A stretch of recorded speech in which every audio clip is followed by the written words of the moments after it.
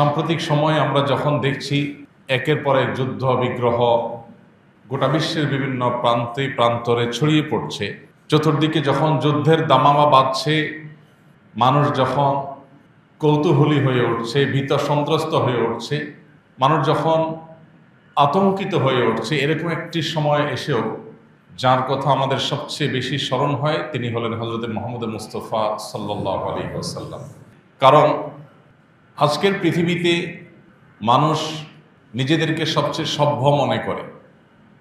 আজকের পৃথিবীতে বসবাসরত মানুষেরা নিজেদেরকে সবচাইতে অধিকার সচেতন, মানবাধিকার সচেতন। আজকের পৃথিবীতে মানুষ নিজেদেরকে সবচেয়ে বেশি পরিবেশ সচেতন, সবচেয়ে বেশি মানবিক পৃথিবী মনে করে। বাস্তবে কি তাই?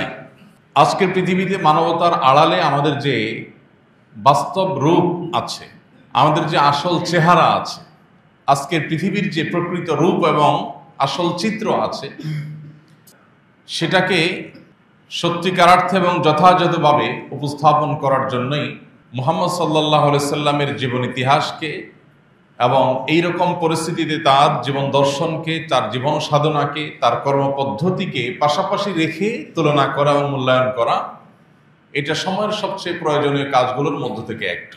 আমরা জানি মুহাম্মদ সাল্লাল্লাহু আলাইহি সাল্লাম যে পৃথিবীতে আগমন করেছিলেন, এখনকার চাইতে তখনকার মানুষের মধ্যে যুদ্ধ বিগ্রহের প্রবণতা কোনো ক্রমে কম ছিল না। অবশ্য এখনকার যুদ্ধ যেরকম গণবিধ্বংসী, এখনকার যুদ্ধগুলো যেরকম সর্বগ্রাসী, তার সময়কার যুদ্ধগুলো সেরকম গণবিধ্বংসী এবং এতটা সর্বগ্রাসী ছিল না। তবে যুদ্ধ বিগ্রহ পরিমাণে, আকারে, সংখ্যায় যদি আমরা বিচার করি তাহলে আজকের চাইতে তখন কম ছিল না, বরং পরিমাণে অনেক বেশি ছিল। সেই সময়ে মুহাম্মদ সাল্লাল্লাহু আলাইহি সাল্লামের কি ভূমিকা ছিল, তার কি পদক্ষেপ ছিল, তার কি স্ট্র্যাটেজি বা উদ্যোগ ছিল এবং তার কি সুফল পৃথিবী বা বিশ্ববাসী পেয়েছে, আজ তথাকথিত মানবতাবাদী বিশ্বের মোড়লদের আসল রূপ, আসল চেহারা, প্রকৃত চিত্র কি, এই দুইটা বোঝা আমাদের জন্য গুরুত্বপূর্ণ। সম্মানিত উপস্থিতি, প্রিয় নবী সাল্লাল্লাহু আলাইহি সাল্লামের জীবনে অনেকগুলো যুদ্ধ, অনেকগুলো অভিযান তিনি নেতৃত্ব দিয়ে পরিচালনা করেছেন। আবার অনেকগুলো যুদ্ধ, অনেকগুলো অভিযানে তিনি নিজে সরাসরি নেতৃত্ব দেননি, অংশগ্রহণ করেননি, অন্য সাহাবীদেরকে পাঠিয়েছেন। তিনি সরাসরি যে সমস্ত যুদ্ধে, যে সমস্ত অভিযানে অংশগ্রহণ করেছেন, সেগুলোর সংখ্যা হলো 27টি। এই 27টি যুদ্ধ বা অভিযান যেগুলোতে তিনি শরীক হয়েছেন, অংশগ্রহণ করেছেন, তার অনেকগুলোতে কোনো প্রকার রক্তপাত হয়নি, শত্রুর মুখোমুখি হতে হয়নি, বাট অভিযান পরিচালনা করা হয়েছে। সর্বসাকল্যে এই 27টি যুদ্ধের সবগুলো যুদ্ধের চিত্রকে যদি আমরা সামনে রাখি, আমরা দেখতে পাবো এই সব যুদ্ধেও তিনি মূলত অংশগ্রহণ করেছেন, নেতৃত্ব দিয়েছেন, পরিচালনা করেছেন আত্মরক্ষার প্রয়োজনে, অথবা কোনো প্রকার আগ্রাসী আক্রমণকে থামিয়ে দেওয়ার প্রয়োজনে, জুলুমকে প্রতিহত করার প্রয়োজনে। ইতিহাসবিদদের অনেকের মতে মহানবী হযরত মুহাম্মদ সাল্লাল্লাহু আলাইহি সাল্লামের জীবনে যতগুলো যুদ্ধ হয়েছে, তিনি যতগুলো যুদ্ধ করেছেন, তার সবগুলো যুদ্ধই ছিল প্রতিরক্ষামূলক। যেই সব যুদ্ধগুলোকে বাহ্যিক দৃষ্টিকোণ থেকে আক্রমণাত্মক মনে হয়, সেদে গিয়ে যুদ্ধ করা, আগে থেকে যুদ্ধ শুরু করা, এরকমটি মনে হয় যেসব যুদ্ধগুলোতে, সেগুলো একটু গভীরে পর্যবেক্ষণ করলে, পর্যালোচনা করলে দেখা যায় যে সেগুলো মূলত প্রতিহতমূলকই ছিল। যেমন বদর যুদ্ধের কথা বলতে পারি আমরা। বদর যুদ্ধে মুসলিমরাই আগে বদরের প্রাঙ্গণে, বদর প্রান্তরে গিয়েছেন মদিনা থেকে, সন্দেহ নাই, এটা সত্য যে মুসলমানরাই আগে সেখানে গিয়েছেন। কিন্তু মুসলমানরা যুদ্ধের জন্য সেখানে যাননি। মুসলমানরা সেখানে গিয়েছেন, মক্কার মুশরিকরা তাদের যে সমস্ত সম্পদ কুক্ষিগত করে রেখেছিল, হিজরতের সময় তাদেরকে যে সমস্ত সম্পদ নিয়ে যেতে দেয়নি, সেই সমস্ত সম্পদগুলো তারা সিরিয়া থেকে যখন মক্কা যাচ্ছিল, সেগুলো তাদের কাছ থেকে পুনরুদ্ধার করবার জন্য গিয়েছে। কিন্তু ঘটনাচক্রে সেখানে যুদ্ধ করতে হয়েছে মুসলিমদেরকে, বাট মুসলিমরা সেখানে যুদ্ধের জন্য অগ্রসর হয়ে যাননি। এইভাবে পর্যালোচনা করলে দেখা যায় অনেক ইতিহাসবিদদেরই বক্তব্য এবং মন্তব্য হলো যে মুহাম্মদ সাল্লাল্লাহু আলাইহি সাল্লামের জীবনের যুদ্ধগুলো ছিল সব প্রতিরক্ষামূলক, প্রতিহতমূলক, শত্রুপক্ষের আক্রমণকে ঠেকাবার জন্য, আত্মরক্ষার জন্য তিনি যুদ্ধ করেছেন।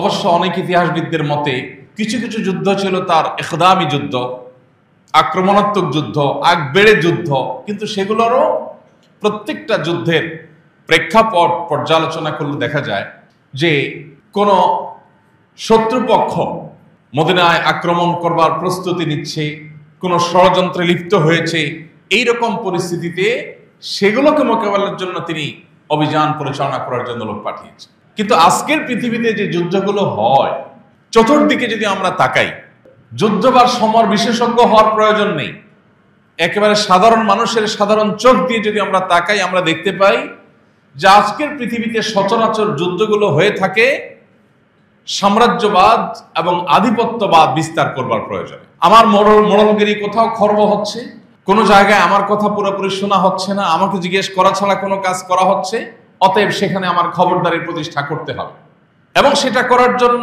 যেই কোনো অজুহাত দিয়ে যেই কোনো জায়গায় আক্রমণ করা যাবে। আমরা বলি মব ভালো জিনিস না, মব করা খারাপ জিনিস। আমরা বলি আইন হাতে তুলে নেওয়া ভালো জিনিস না, এটা খারাপ জিনিস। আমাদের নবী করিম সাল্লাল্লাহু আলাইহি সাল্লামের যে জীবন দর্শন ছিল সেখানেও আমরা দেখি কোনো ব্যক্তি কোনো অন্যায় করেছে, অপরাধ করেছে, এমন অপরাধ যার শাস্তি মৃত্যুদণ্ড হওয়া উচিত, এরকম কোন জঘন্য অপরাধ করে বসেছে। সাহাবীরা নবীজির সামনে সেই 1450 বছর আগের পৃথিবী, আজকের তথাকথিত আধুনিক পৃথিবী, তথাকথিত সভ্য দুনিয়ার মানুষ তারা ছিলেন না, যদিও প্রকৃত সভ্য তারাই ছিলেন। তখন সাহাবীরা জিজ্ঞাসা করতেন, হে আল্লাহর রাসূল, আমাকে আপনি পারমিশন দিন, সে যে জঘন্য কর্ম করে মৃত্যুদণ্ডের মতো পাওয়ার মতো অপরাধ করেছে, আমি তার মৃত্যুদণ্ড কার্যকর করতে চাই, আপনি পারমিশন দেন। এখানে আমরা দেখতে পাই মব জাস্টিস যেন না হয়, আইন নিজের হাতে তুলে নেওয়া যেন না হয়, আমার কাউকে অপরাধী মনে হল আর আমি বিচার করা শুরু করে দিলাম, এটা যেন না হয়। এই জন্য তখনকার মদিনা রাষ্ট্রের প্রধান, মদিনার বিচার বিভাগের প্রধান, তাকে সাহাবীরা জিজ্ঞাসা করতেন, হে আল্লাহর রাসূল, আপনি পারমিশন দিলে আমি কার্যকর করতে পারি। বাট সচরাচর নবী সাল্লাল্লাহু আলাইহি সাল্লাম এরকম পারমিশন চাও কাউকে পারমিশন সচরাচর দিতেন না। এই ছিল আমরা যেটাকে, বা আমাদের সমাজের এক শ্রেণীর মানুষ যেটাকে সেকেলে মনে করে, আদি যুগ মনে করে পিছিয়ে থাকা যুগ সময়, সেই সময়কার মানুষের সভ্যতা, সেই সময়কার মানুষের আইন হাতে না তোলার ব্যাপারে দায়িত্বশীলতার পরিচয়। আজ আমরা ছোট্ট পরিসরে, আমাদের দেশীয় পরিসরে, আঞ্চলিক পরিসরে আমরা বলি মব জাস্টিস করা যাবে না, আইন বা বিচারের ভার নিজের হাতে তুলে নেওয়া যাবে না। কিন্তু আমরা দেখছি কি, যারা আমাদের সকাল বিকাল মানবতার সবক দেয়, সকাল বিকাল আমাদেরকে সভ্যতার কথা শেখায়, যারা সভ্য দুনিয়ার সংজ্ঞা রচনা করে, তাদেরকে দেখি তারা কোনো দেশকে কোন একটা অভিযোগ দিয়ে সেখানে হামলা করেছে, হামলা করে লক্ষ লক্ষ মানুষকে সেখানে শেষ করে দিয়েছে। এরপরে দেখা গেল যেই অভিযোগে হামলা করা হয়েছে সেই অভিযোগের কোনো হদিস পাওয়া যায়নি, দেশ শেষ, সেখানকার সব ধ্বংস হয়ে গেছে, সেখানকার আকাশে থাকা মানুষগুলো সব পাতালে চলে আসছে। কিন্তু দিন শেষে যেই মরণাস্ত্র, যেই গণবিধ্বংসী অস্ত্রের অজুহাতে সেখানে হামলা করা হলো, সেটার কোনো ছিটা ফোটা নাম গন্ধ যারা হামলা করেছে তারা সে দেশ দখল করে তন্ন তন্ন করে তালাশ করে কোথাও পায় নাই। তাহলে একটা মিথ্যা অভিযোগ, মিথ্যা অজুহাতের ভিত্তিতে একটা জনপদ, একটি দেশ, একটি ভূখণ্ডকে ধ্বংস করে দেওয়ার পরও আপনি এই তথাকথিত সভ্য দুনিয়ার কাউকে সরি শব্দটি বলতে শুনবেন না, যে আমাদের অভিযানটা ভুল ছিল, আমরা অন্যায় করেছি, আমরা একটা মিথ্যা ধারণা প্রসূত অজুহাতের ভিত্তিতে কোনো দোষ প্রমাণ হওয়ার আগে একটা দেশের উপরে আগ্রাসন চালিয়েছি, এই দুঃখ প্রকাশ করার মতো মানুষ পৃথিবীতে একটাও আপনি দেখবেন না। এরপরও আপনাকে বলতে হবে আজকের পৃথিবী, আজকের বিশ্ব নাকি সভ্য পৃথিবী, সভ্য বিশ্ব। নবী সাল্লাল্লাহু আলাইহি সাল্লামের কোন যুদ্ধ সাম্রাজ্যবাদ প্রতিষ্ঠা করবার জন্য ছিল না। এখন যুদ্ধ হয় কিসের জন্য?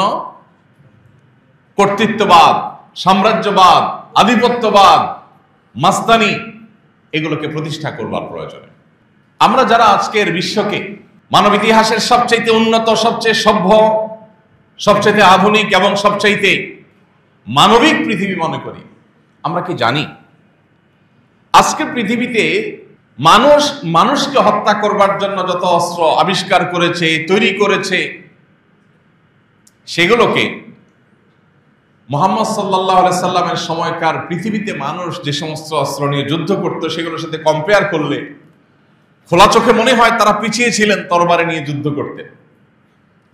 আবার অনেকের কাছে তখনকার যে সম্মুখ সমর হতো, সম্মুখ যুদ্ধ হতো, তরবারি দিয়ে উভয় পক্ষ মুখোমুখি লড়াইয়ে নেমে পড়ত, আমাদের কাছে দেখতে সেটা অমানবিক অনেকের কাছে মনে হয়। অনেকের কাছে মনে হয় জিনিসটা দেখতে ভয়ঙ্কর এবং ভীতিকর। অথচ আজকের পৃথিবীতে যে সমস্ত বোমা হামলা হয়ে থাকে, মিসাইল হামলা হয়ে থাকে, যে সমস্ত অস্ত্রের ব্যবহার হয়ে থাকে, সেগুলো শুধুমাত্র নির্দিষ্ট শত্রুকেই টার্গেট করা হয় না, একটা জনপদকে তছনছ করে ধ্বংস করে শেষ করে দেওয়া হয়। আল্লাহর হাবিব মুহাম্মদ সাল্লাল্লাহু আলাইহি সাল্লাম, যাকে এক শ্রেণীর নাস্তিক এবং ইসলাম বিদ্বেষীরা নাউজুবিল্লাহ যুদ্ধবাজ নেতা হিসেবে দেখাতে চায়, তারা কি জানে যে মুহাম্মদ সাল্লাল্লাহু আলাইহি সাল্লামের জীবনে অংশগ্রহণ করা ২৭টি যুদ্ধে সর্বসাকুল্যে মুসলিম এবং মুসলিমদের শত্রুপক্ষ উভয় পক্ষের নিহত মানুষের সংখ্যা ছিল মাত্র ৪০০। মাত্র ৪০০ মানুষ ২৭টি যুদ্ধে মারা গিয়েছে। আর যারা সমালোচনা করে, তারা যাদের উত্তরসূরি, সেই উত্তরসূরিরা শুধু প্রথম বিশ্বযুদ্ধে প্রায় ১০ মিলিয়ন মানুষকে হত্যা করেছে। দ্বিতীয় বিশ্বযুদ্ধে তারা হত্যা করেছে প্রায় ৭০ থেকে ৮০ মিলিয়ন মানুষকে।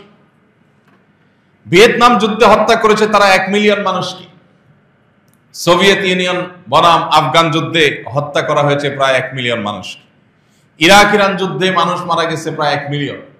এভাবে আধুনিক যুগে যত যুদ্ধ চলছে অথবা নিকট অতীতে যে সমস্ত যুদ্ধগুলো হয়েছে, সেই ফরাসি বিপ্লব থেকে নিয়ে অন্যান্য যত বিপ্লব হয়েছে, যত যুদ্ধ হয়েছে, এই সবগুলোর সামানিকে যদি আমরা একসাথে করি, আমরা দেখব যে এগুলোর কোটা লাখের নিচে কোথাও নাই। লাখের ঘরে, মিলিয়নের ঘরে এবং লক্ষ লক্ষ মিলিয়ন মিলিয়ন মানুষকে হত্যা করে তারপরে তাদের সেই স্বার্থকে তারা সিদ্ধি আজকাল করে থাকে। অথচ মহানবী হযরত মুহাম্মদ সাল্লাল্লাহু আলাইহি ওয়াসাল্লাম তার সমস্ত যুদ্ধে, সকল যুদ্ধে মিলে সর্বসাকুল্যে উভয় পক্ষের মৃত মানুষের সংখ্যা ছিল মাত্র ৪০০। আজকে একটা বোমা হামলায় ৪০০-র বেশি মানুষ মারা যায়। এরপর আজকের পৃথিবীকে আপনাকে মানবিক পৃথিবী বলতে হবে। আর মুহাম্মদ সাল্লাল্লাহু আলাইহি সাল্লামের সময়কার পৃথিবীকে এক শ্রেণী মানুষকে দেখবেন যে সেটাকে পিছিয়ে থাকা পৃথিবী হিসাবে দেখাবার চেষ্টা তা করে থাকে। প্রিয় ভাইরা, নবী করিম সাল্লাল্লাহু আলাইহি সাল্লাম যে সমস্ত যুদ্ধ বিগ্রহে অংশগ্রহণ করেছেন, নেতৃত্ব দিয়েছেন, অথবা তার সৈনিকদেরকে, তার সাহাবীদেরকে গাইড করেছেন, মুজাহিদদেরকে গাইড করেছেন, সেই সব যুদ্ধগুলোর সকল নির্দেশনাগুলো যদি আপনি একত্র করেন, আপনি দেখবেন যে মুহাম্মদ সাল্লাল্লাহু আলাইহি ওয়াসাল্লাম তিনি যুদ্ধক্ষেত্রেও মানব ইতিহাসের যে কোনো যোদ্ধার চাইতে অধিকতর মানবিক ছিলেন। তার প্রসিদ্ধ হাদিস আমরা অনেকেই শুনে থাকব। তিনি বলেছেন, ইন্নাল্লাহা কাতাবাল ইহসানা আলা কুল্লি শাই। হে মানব সম্প্রদায়, আল্লাহ তাআলা তোমাদের প্রতি প্রত্যেকটা বস্তুর প্রতি ইহসান করাটাকে অপরিহার্য করে দিয়েছে। প্রত্যেকটা বস্তুর প্রতি তোমাদের ইহসান করতে হবে। ফাইযা কাতালতুম ফাআহসিনুল কিতলা ওয়া ইযা যাবাহতুম ফাআহসিনুয যিবহা। অতএব তোমরা যদি কাউকে হত্যা করতে হয়, রণাঙ্গনে যুদ্ধক্ষেত্রে শত্রু তোমার জীবন রক্ষার জন্য তাকে হত্যা করার প্রয়োজন হয়, অথবা বিচারিকভাবে কারো মৃত্যুদণ্ড যদি প্রতিষ্ঠা করতে হয়, সেক্ষেত্রেও একজন মানুষকে হত্যা করার মতো পরিস্থিতির মুখোমুখি হলেও তুমি সেখানেও মানবিকতার পরিচয় দিবে, ইহসানের পরিচয় দিবে। সেখানেও তুমি তোমার পশুত্ব যেন জেগে না উঠে সে বিষয়ে খেয়াল রাখবে। এই জন্য নবী করিম সাল্লাল্লাহু আলাইহি সাল্লামের ঐতিহাসিক নিষেধাজ্ঞা প্রায় সব হাদিসের কিতাবে, জিহাদ সংশ্লিষ্ট সমস্ত হাদিসের কিতাবে বর্ণিত হয়েছে। সেটা হলো যে নাহান নবী সাল্লাল্লাহু আলাইহি সাল্লাম আনিল মুসলাহ, নবীজি মুসলাহ করতে নিষেধ করেছেন। মুসলাহ কি? মুসলাহ হলো কোন রণাঙ্গনে যে কোনো শত্রুপক্ষ সে যেই হোক না কেন, সে আল্লাহদ্রোহী হোক, সে ধর্মদ্রোহী হোক, সে ইসলাম বিদ্বেষী হোক, সে মুসলমানদের শত্রুপক্ষ হোক, সে যেই হোক না কেন, তাকে, তার লাশকে ক্ষতবিক্ষত করা, পৈশাচিক আনন্দ করা, লাশ নিয়ে লাশকে টুকরা টুকরা করা, লাশের অঙ্গ কর্তন করা, এই সমস্ত করে পৈশাচিক আনন্দ করতে নবী সাল্লাল্লাহু আলাইহি ওয়াসাল্লাম নিষেধ করেছে। কোন লাশের, সেই যুগে জাহিলি যুগের প্রথা ছিল, কারোর প্রতি খুব জেদ থাকলে তার লাশের কান, নাক, চোখ এগুলো কেটে কেটে আলাদা আলাদা করে ফেলা হতো এবং এগুলো করে উল্লাস করা হতো। নবী সাল্লাল্লাহু আলাইহি ওয়াসাল্লাম পরিষ্কার ভাবে বলেছেন, যুদ্ধ তোমাকে করতে হয়েছে তোমার আত্মরক্ষার প্রয়োজনে, জুলুমকে দমন করবার প্রয়োজনে, কিন্তু এর মানে এই না তুমি মানুষ হত্যা করে আনন্দিত হবে, এটা আনন্দিত হওয়ার জিনিস নয়। এই যে নবী সাল্লাল্লাহু আলাইহি ওয়াসাল্লাম পরিষ্কার ভাবে নিষেধ করেছেন, কোনো মুসলা করা চলবে না। এতগুলো যুদ্ধ পরিচালনা তিনি করেছেন, একটি যুদ্ধে কেউ দেখাতে পারবেন না যে কোনো একজন শত্রুপক্ষ, আবু জাহালের মতো মানুষ, আবু লাহাবের মতো মানুষ, আরো বড় বড় কাফেরদের বড় বড় নেতা, যারা মুসলিমদের প্রতি অনেক অমানবিক আচরণ করেছে, মক্কায় হিজরতের আগে মুসলমানদের প্রতি হেন কোনো আচরণ নেই যেটা তারা করে নাই, হেন কোনো নির্মমতা নেই যেটা তারা করে নাই, কিন্তু এই মানুষগুলো যখন মারা গেল তখন তাদের লাশের সাথে কোনো প্রকার অপমানকর, অবমাননাকর, অমানবিক বা পৈশাচিক আনন্দ প্রকাশ হতে পারে সেরকম একটি আচরণ করতে কোনো সাহাবীকে নবী সাল্লাল্লাহু আলাইহি ওয়াসাল্লাম দেননি। প্রিয় ভাইরা আমার, নবী করিম সাল্লাল্লাহু আলাইহি ওয়াসাল্লাম পরিষ্কার ভাবে তিনি নিষেধ করেছেন। মনে রাখবে হে যোদ্ধারা, হে মুজাহিদরা, তোমরা জিহাদ করতে গিয়ে কোনো নারীকে, কোনো শিশুকে কোনোদিন আঘাত করবে না। আজকের পৃথিবী তিনটা বিষয়ে সবচেয়ে বেশি সরব, তার একটা হলো পরিবেশ, আরেকটা হলো নারী অধিকার, আরেকটা হলো শিশু অধিকার। ইন্টারেস্টিং বিষয় হলো এই অধিকারগুলো আজকের পৃথিবী যতটা বলণ্ঠিত করছে, এই অধিকারগুলোকে যতটা পদদলিত করছে, সেই 1450 বছর আগে মুহাম্মদ সাল্লাল্লাহু আলাইহি সাল্লামের সোনালী যুগ যখন পৃথিবীতে ছিল, তখন তার নেতৃত্বে, তার সাহাবীদের নেতৃত্বে, খুলাফায়ে রাশিদার নেতৃত্বে যে পৃথিবী গড়ে উঠেছিল, সেই পৃথিবীতে এগুলোর ছিটে ফোঁটা পর্যন্ত ছিল না। এতগুলো যুদ্ধ নবী সাল্লাল্লাহু আলাইহি সাল্লামের নির্দেশে পরিচালনা হয়েছে, এতগুলো অভিযান তিনি পরিচালনা করেছেন, নিজে সশরীরে নেতৃত্ব দিয়েছেন কিংবা অর্ডার করে কাউকে পাঠিয়েছেন, কোন দলকে পাঠিয়েছেন, তার কোনটিতে তার কোন শত্রু, তার কোন প্রতিপক্ষ এমন কেউ নেই যে একটি ভিত্তিহীন বা বানোয়াট কোন বর্ণনা বের করবে যেখানে পাওয়া যায় যে মুহাম্মদ সাল্লাল্লাহু আলাইহি সাল্লাম বা তার কোন সৈনিক, তার কোন যোদ্ধা মুজাহিদ, তার কোন সাহাবী কোন নারী বা কোন শিশুর গায়ে একটা টোকা দিয়েছে। এরকম একটা ঘটনা কেউ দেখাতে পারবে না। অবাক করা বিষয়, আজ পৃথিবীর যেখানেই যুদ্ধ পরিচালনা হয় সেখানে আপনি কান পাতলে শুনতে পাবেন নারী এবং শিশুদের আর্তনাদ। এরপরও নাকি আজকের পৃথিবী নারী বান্ধব পৃথিবী, এরপর আজকের পৃথিবী নাকি নারী অধিকারের পৃথিবী, এরপরও নাকি আজকের পৃথিবী শিশু অধিকারের পৃথিবী। ভাইরা আমার, সত্যিকারের শিশু এবং নারীদের মর্যাদা দেওয়ার কথা যদি বলেন তাহলে সেটা দিয়েছেন মুহাম্মদ সাল্লাল্লাহু আলাইহি সাল্লাম। একটি যুদ্ধে কোন নারীর গায়ে ফুলের টোকা তিনি দিতে দেননি।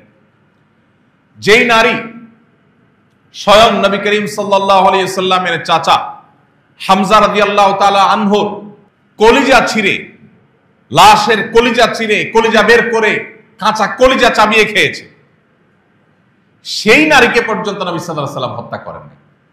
পরবর্তী তিনি মুসলমান হয়েছেন যদিও। উহুদ যুদ্ধের একটি ঘটনা, উহুদ যুদ্ধে নবী করিম সাল্লাল্লাহু আলাইহি সাল্লামের তরবারি একজন সাহাবীকে দিয়েছে। এটা ছিল তার জন্য আশীর্বাদ, তার জন্য প্রেরণা।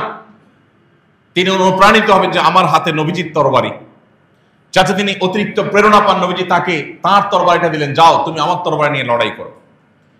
তিনি সেই তরবারি নিয়ে লড়াই করছিলেন রণাঙ্গনে, মানুষের ভিড়ে ঢুকে যাচ্ছিলেন, শত্রুপক্ষকে দমন করছিলেন। এর মধ্যে হঠাৎ করে তার চোখে পড়লো যে দূরে কোনো একজন নারী,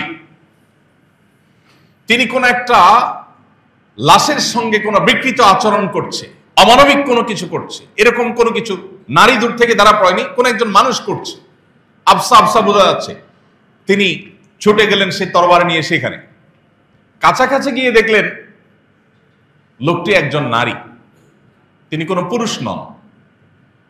তরবারি হাঁকিয়ে গেলেন তাকে আঘাত করবার জন্য, কিন্তু তার কাছে গিয়ে তিনি ফিরে এলেন এবং ফিরে আসার সময় তিনি বললেন যে এই তরবারি মুহাম্মদ সাল্লাল্লাহু আলাইহি সাল্লামের তরবারি, যে মুহাম্মদ সাল্লাল্লাহু আলাইহি সাল্লাম জীবনে কোনো নারীর গায়ে হাত তোলেননি, সে মুহাম্মদ সাল্লাল্লাহু আলাইহি সাল্লামের তরবারি দিয়ে আমি আর যা হোক কোনো নারীকে আঘাত করতে পারি না। ওই অবস্থায় তিনি ফেরত এলেন। উহুদ যুদ্ধের ঘটনা যত ইতিহাসবিদরা লিখেছেন, এই ঘটনাকে কেউই কিন্তু এড়িয়ে যেতে পারেননি। প্রিয় ভাইরা আমার, মহানবী হযরত মুহাম্মদ সাল্লাল্লাহু আলাইহি ওয়াসাল্লাম, তার যে পৃথিবী, তার যে যুদ্ধ বিগ্রহ, তার যে সমর জীবন, তার সে সমর জীবনকে আজকের যুদ্ধ বিগ্রহের সাথে আমরা যদি তুলনা করি, দিনের আলো মতো পরিষ্কার হয়ে যাবে আজকের পৃথিবীর মানুষেরা সেই ইতিহাসের সাথে নিজেদেরকে তুলনা করলে কোন অবস্থাতেই আমরা নিজেদেরকে তথাকথিত মানবিক বিশ্বের বাসিন্দা হিসাবে অন্তত গর্ব করার কোনো সুযোগ নেই। নবী করিম সাল্লাল্লাহু আলাইহি সাল্লাম পরিষ্কারভাবে নির্দেশনা দিয়েছেন, কোন দালান কোঠা বাড়িতে, কোন ফসলি জমিনে, কোন ফল ফসলে আঘাত হানা যাবে না, কারণ এগুলোর কোনো দোষ নেই, এগুলো মানুষের রিজিক। অতএব শত্রু পক্ষেরও ক্ষেত খামারে হামলা করা, তাদের ফসল ধ্বংস করা এবং এই জাতীয় বিষয়গুলো ধ্বংস করা নবী সাল্লাল্লাহু আলাইহি ওয়াসাল্লাম পরিষ্কারভাবে নিষেধ করেছে। আর আজকে কি হচ্ছে? কার্পেট বোমা দিয়ে টার্গেটেড এলাকাকে মাটির সাথে মিশিয়ে দেওয়া হচ্ছে। তার নিচে কি ফসল পড়লো, না বিল্ডিং পড়লো, না হাসপাতাল পড়লো, না মানুষ পড়লো, না সামরিক বেসামরিক মানুষ পড়লো, এসব দেখা দেখি নেই। একেবারে কার্পেটের মতো বিছাই দেওয়া হচ্ছে বোমা দিয়ে। এরপর আপনাকে বলতে হবে আজকের বিশ্ব মানবিক বিশ্ব। মিলিয়ন মিলিয়ন মানুষ চোখের পলকে যে বিশ্বে হত্যা করা হয়, সেই বিশ্বকেই বলতে হবে আপনাকে মানবাধিকারের ব্যাপারে সচেতনতার বিশ্ব। প্রিয় ভাইরা আমার, মহানবী হযরত মুহাম্মদ সাল্লাল্লাহু আলাইহি সাল্লাম তার সময়কার যে সমস্ত যুদ্ধ তিনি পরিচালনা করেছেন, তার সমর জীবনের দিকে তাকালে আমরা দেখতে পাই তিনি পরিষ্কারভাবে সাহাবীদেরকে নিষেধ করেছেন। কোন একটা যুদ্ধে যোদ্ধাদেরকে তিনি যে দিক নির্দেশনা দিচ্ছিলেন যুদ্ধ পূর্ববর্তী দিক নির্দেশনার মধ্যে তিনি বলেছিলেন, মনে রাখবে কোন ধর্মযাজক, কোন উপাসক উপাসনালয়ে উপাসনারত আছে, তাদের উপরে আঘাত করা যাবে না, কারণ তারা তো যুদ্ধে লিপ্ত নয়, তারা ভিন্ন ধর্মের বিশ্বাসী হতে পারে, তার সাথে আমার ধর্মে হাজারটা অমত থাকতে পারে, আমার দৃষ্টিতে সে ভুল পথে আছে সেটি আমি বিশ্বাস করতে পারি, তাই বলে সে তো আমার সঙ্গে যুদ্ধরত নয়। বিধায় উপাসনালয়ে উপাসনারত ধর্মযাজককে আঘাত করতে নবী সাল্লাল্লাহু আলাইহি ওয়াসাল্লাম পরিষ্কারভাবে নিষেধ করেছেন। কিন্তু আজকে আপনি দেখবেন গোটা বিশ্বে যত যুদ্ধ সাম্প্রতিক সময়ে পরিচালনা করা হচ্ছে, সেগুলোতে প্রধান টার্গেটই হলো ধর্মীয় প্রতিষ্ঠান এবং ধর্মীয় ব্যক্তিত্ব। আজকে যারা সংখ্যালঘু বলে চিৎকার চেঁচামেচি করছে, তারাই দেখবেন সবচেয়ে বেশি সংখ্যালঘু মানুষদের উপরে আক্রমণ চালাচ্ছে এবং তাদেরকে ধ্বংস করার জন্য হাজারটা ছুতো তারা খুঁজে বের করছে। মুহাম্মদ সাল্লাল্লাহু আলাইহি সাল্লামের যুদ্ধের নীতি ছিল, তিনি আকস্মিক হঠাৎ ঘুমন্ত কোন জনপদের মানুষের উপরে হামলা করাকে অনুমতি দিতেন না। তিনি বলতেন কোন শত্রুপক্ষ তাদের উপরে হামলা করবার আগে প্রত্যেকটা জিহাদের ক্ষেত্রে তার কমন নীতিমালা ছিল এবং নির্দেশনা ছিল, ইরশাদ ছিল, এমনকি সম্মুখ সমরে মুখোমুখি যুদ্ধে যখন উপস্থিত, তরবারি নিয়ে দুই পক্ষ একই মাঠে ময়দানে রণাঙ্গনে উপস্থিত, মাত্র কয়েক হাত বা কয়েক গজের ডিফারেন্সে যখন মুখোমুখি লড়াই করবার জন্য, তখন নবী সাল্লাল্লাহু আলাইহি সাল্লাম বলতেন যে যুদ্ধ শুরু করবার আগে তাদেরকে দাওয়াত দাও, তাদেরকে শেষবারের মতো আহ্বান করো।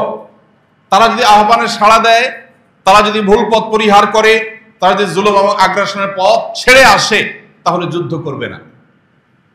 যদি তারা সর্বশেষবারের মতো তোমাদের আহ্বানকে প্রত্যাখ্যান করে, তারপর যুদ্ধে লিপ্ত হবে। সেক্ষেত্রে নবী সাল্লাল্লাহু আলাইহি সাল্লামের কৌশল ছিল, প্রত্যেকটা যুদ্ধ অ্যানালাইসিস করলে দেখা যায় যে তার কৌশল ছিল, তিনি প্রথমে আক্রমণ করাকে পছন্দ করতেন না। তিনি চাইতেন শত্রুপক্ষ আক্রমণ করলে তারপরে তার লোকজন আক্রমণ করবে, তার অনুসারীরা আক্রমণ করবে। একজন মানুষ কতটা মানবিক হলে, একজন মানুষ কতটা দায়িত্বশীল হলে, একজন মানুষ কতটা যথাযথ এবং প্রকৃত অর্থেই মানবতাবাদী হলে তার যুদ্ধের ক্ষেত্রে, রণাঙ্গনের ক্ষেত্রেও এভাবে অক্ষরে অক্ষরে মানবিক দিকগুলোকে বিবেচনা করে মাথায় রেখে তারপরে সামনে পা ফেলা সম্ভব হয়। প্রিয় ভাইয়ের আমার, মুহাম্মদ সাল্লাল্লাহু আলাইহি সাল্লামের যে সমস্ত যুদ্ধগুলো ছিল সেসব যুদ্ধগুলোতেই আমরা দেখি যে মানবিকতার সর্বোচ্চ পরাকাষ্ঠা তিনি প্রদর্শন করার চেষ্টা করেছেন। তিনি আগ্রাসন, সাম্রাজ্যবাদ বিস্তার এই সমস্ত উদ্দেশ্যে কখনো কোনো যুদ্ধ পরিচালনা করেননি। আমাদের আজ সবচেয়ে বড় দুর্ভাগ্য হলো আমরা মুসলমানরা এত কিছুর পরও আমাদের মুখটা অনেকখানি ছোট, আমরা নিজেদের ইতিহাস জানি না। আমাদেরকে ইসলাম বিদ্বেষীরা, মুহাম্মদ সাল্লাল্লাহু আলাইহি সাল্লামের বিদ্বেষীরা, তারা মুহাম্মদ সাল্লাল্লাহু আলাইহি সাল্লামকে যুদ্ধবাজ নেতা হিসাবে নাউজুবিল্লাহ আমাদের সামনে উপস্থাপন করে। আমরাও জবাব দিতে দিতে কাহিল হয়ে যাই যে তিনি অনেকগুলো যুদ্ধ করেছেন এই কারণে সেই কারণে, কিন্তু তার যুদ্ধের মধ্যে যেই সমস্ত মানবিক দিকগুলোকে বিবেচনায় তিনি রাখতেন সেগুলো আজকের পৃথিবীর মানুষের কাছে জাস্ট গল্পের মতো। আজকের পৃথিবীর মানুষের কাছে সেগুলো রূপকথার গল্পের মতো। ভাইরা আমার, আজ গোটা পৃথিবীর যেখানে তাকাবেন চতুর্পাশে দেখবেন যেখানেই মার খাচ্ছে তার নিচে দেখবেন মুসলমান। অমুসলিম মার খাচ্ছে, এরকম রণাঙ্গন, এরকম যুদ্ধক্ষেত্র পৃথিবীর পূর্ব থেকে পশ্চিম, উত্তর থেকে দক্ষিণ কোনো প্রান্তে আপনি খুব একটা দেখতে পাবেন না।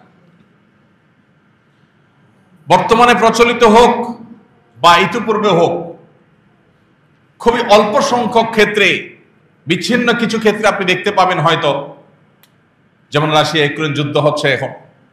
এরবারে বেশিরভাগ যুদ্ধক্ষেত্রে আপনি দেখবেন মূলত ভিকটিম, আক্রান্ত মানুষগুলো হলেন মুসলমানরা। এরপর বলা হবে মুসলমানরা নাকি সন্ত্রাসী, এরপরে বলা হবে মুসলমানরা নাকি অশান্তিকামী। প্রিয় ভাইরা আমার, পৃথিবীর ইতিহাসের সকল গণহত্যা, সকল বর্বরচিত হামলা, এই সবগুলোর সাথে অমুসলিমরা জড়িত। একটা বড় গণহত্যা পৃথিবীর ইতিহাসের দেখানো যাবে না যেটা মুসলিমদের নেতৃত্বে হয়েছে, যেটা মুসলিমরা পরিচালনা করেছে। মুসলিম শাসকদের মধ্যে নিশ্চয়ই অনেক লোক ছিলেন যারা অনেক অত্যাচার করেছে, নিশ্চয়ই অনেক খারাপ মানুষ ছিলেন কম বেশি, কিন্তু গণহত্যা যেগুলো আছে, প্রত্যেকটা বড় বড় যুদ্ধে পৃথিবীতে হয়েছে, মিলিয়ন মিলিয়ন লক্ষ লক্ষ মানুষ যেখানে মারা গেছে, সেগুলো মুসলিমরা পরিচালনা করেছেন এবং অমুসলিমদের বিরুদ্ধে পরিচালনা করে প্রথম দ্বিতীয় বিশ্বযুদ্ধের মতো এরকম মিলিয়ন মিলিয়ন মানুষ হত্যা করেছে। এরকম ঘটনা সচরাচর দেখা যাবে না। এরপরও আমাদের মুসলমানদের মধ্যেই এক শ্রেণী মানুষ, তাদের মধ্যে হেজিটেশন কাজ করে, আমাদের মধ্যে জড়তা কাজ করে। আজকের পৃথিবীতে সবচেয়ে বড় মিথ্যা, সবচেয়ে বড় প্রপাগান্ডা যেটা মুসলমানদের উপরে চাপিয়ে দেওয়া হয়েছে সেটা হলো জিহাদের এই মহান বিধানকে সন্ত্রাসবাদ হিসাবে দেখানো হয়েছে। এবং জিহাদ, মুজাহিদ এগুলো শুনলে আমাদের অনেক মুসলমানরা পর্যন্ত একটু অস্বস্তি বোধ করেন এবং এসব আলোচনা নিতে পারেন না। মনে করেন না জিহাদের আবার আলোচনা হবে কেন? আজকের তথাকথিত আধুনিক এই পৃথিবীর সভ্যতার ভেগধারী, প্রকৃত অসভ্যরা সবচেয়ে বড় সফলভাবে জিহাদ এবং মুজাহিদকে তারা সন্ত্রাস এবং সন্ত্রাসী হিসাবে চিত্রায়িত করেছে। এটা হলো তাদের সবচেয়ে বড় সফলতা। হ্যাঁ, জিহাদের নাম দিয়ে কেউ যদি সন্ত্রাস করে সেটা অবশ্যই সন্ত্রাস,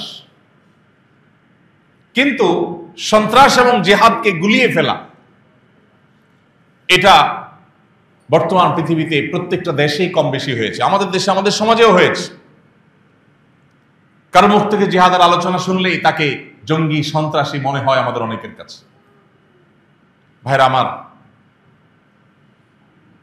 ব্রিটেনের টনি ব্লেয়ারের কথা আমাদের মনে আছে। তিনি পরিষ্কার করে বলেছিলেন, আমরা ধর্মযুদ্ধে লিপ্ত হয়েছি, এটি আমাদের ধর্মযুদ্ধ। ইরাকে কিংবা আফগানে তাদের যে অভিযান ছিল, সে অভিযানকে তারা পরিষ্কারভাবে তাদের ধর্মযুদ্ধ হিসেবে, ক্রুসেড হিসেবে তারা ঘোষণা করেছে। তারা যখন ধর্মযুদ্ধ করে তখন সেটা সন্ত্রাসবাদ হয় না, কিন্তু যখন মুসলমান তার ধর্মের জন্য যুদ্ধ করার কথা বলে তখন সেটা কি হয়? সন্ত্রাসবাদ হয়। এবং আমাদেরকেও এই ট্যাবলেটটা গিলাতে পেরেছে। কেন আজ মুসলিমরা অপমানিত? কেন আজ মুসলিমরা লাঞ্ছিত?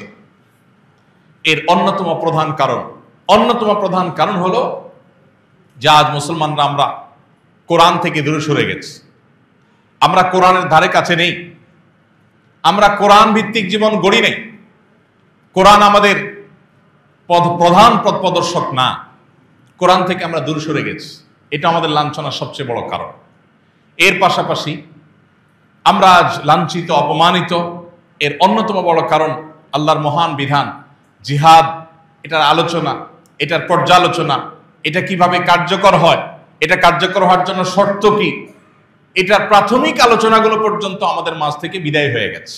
ঠিক একইভাবে আমাদের মধ্যে আজ অনেকের বীজ, এটা প্রচন্ড রকমের ডালপালা গজিয়ে গেছে, যার ফলে আজ এক প্রান্তের মানুষ যখন আক্রান্ত হয় আমরা তখন মনে করি আমরা তো ভালো আছি, আমরা তো আক্রান্ত নই। কোন এক অঞ্চলের কোন একটা দেশে মানুষ যখন আক্রান্ত হয় তখন আমাদের কাছে মনে হয় যে আমরা তো নিরাপদ আছি, আমরা তো ভালো আছি। এই জন্য এই পরিস্থিতিতে আমাদের একে অন্যকে অনুভব করা, একে অন্যকে ফিল করা, একে অন্যের কষ্টগুলোকে ধারণ করা এবং উপলব্ধি করা, এটার কোনো বিকল্প পথ খোলা নেই। আল্লাহ রাব্বুল আলামিন আজকের এই পৃথিবীকে শান্ত, সুন্দর এবং বসবাসযোগ্য করে দিন। সকল নিরীহ মানুষ, সকল নিরপরাধ মানুষ, সকলের জীবন যাত্রাকে আল্লাহ রাব্বুল আলামিন নিরাপদ করে দিন।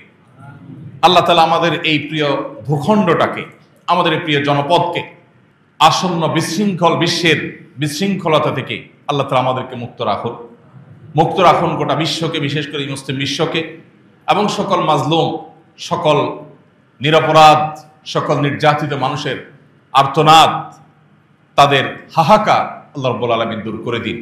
পৃথিবীকে শান্তি এবং শৃঙ্খলা দিয়ে পরিপূর্ণ করে দিন। অশান্তি সৃষ্টিকারীদেরকে আল্লাহ তাআলা সমূলে ধ্বংস করে দিন। তাদের পরিণতি আল্লাহ তাআলা আমাদেরকে দেখে যাওয়ার তৌফিক দান করুন। ভাইরা আমার, কাবিল থেকে শুরু হয়েছে আজ পর্যন্ত পৃথিবীর ইতিহাসে একজন জালিমও পাওয়া যাবে না যেই জালিম জুলুম করেছে আর তার পরিণতি ভোগ করা ছাড়া সে দুনিয়া থেকে গেছে, একজনে দেখা যাবে না। আল্লাহ রাব্বুল আলামিন কোরআনে কারীমে বলেছেন, ইন্নামা নুমলি লাহুম ইন্না কাইদি মাতি, আমি ছাড় দিয়ে রাখি তাদেরকে, আমার পাকড়াও বড় শক্ত। আল্লাহ তাআলা ছাড় দেন, উঠতে থাকে, তারা উঠতে থাকে, ধরাকে সরা মনে করে। তাদের দম্ভ, তাদের অহংকার ভাবখানা এমন থাকে তাদেরকে কেউ দমাতে পারবে না। আল্লাহ তাআলা একসময় দমায় দেন। পৃথিবীর ইতিহাসে এরকম বহু জালিম, বহু দাম্ভিক, বহু অহংকারীকে আল্লাহ তাআলা মাটির সাথে, ধুলোর সাথে মিশিয়ে দিয়েছে। শুধু সময়ের অপেক্ষা, কখন আল্লাহর ফয়সালা আছে সেদিনের। আল্লাহ রাব্বুল আলামিন এই ফিতনা সংকুল পৃথিবীতে আমাদের ঈমান আমলকে হেফাজত করার তৌফিক দান করুন। আমাদের জান, মাল, ইজ্জত, আবরু, আমাদের প্রিয় মাতৃভূমিকে আল্লাহ তাআলা হেফাজত করুন। গোটা বিশ্ব মুসলিমকে আল্লাহ তাআলা হেফাজত করুন। বিশ্ব মানবতাকে আল্লাহ তাআলা হেফাজত করুন। এবং আজকের বিশ্বে সভ্যতার নামে যে সমস্ত শয়তানি এবং ষড়যন্ত্র চলছে, এই সমস্ত বিভ্রান্তি থেকে আল্লাহ তাআলা আমাদেরকে রক্ষা করুন, আমাদের ঈমানকে হেফাজত করুন। আস-সুন্নাহ ফাউন্ডেশন, উম্মার স্বার্থে, সুন্নাহর সাথে।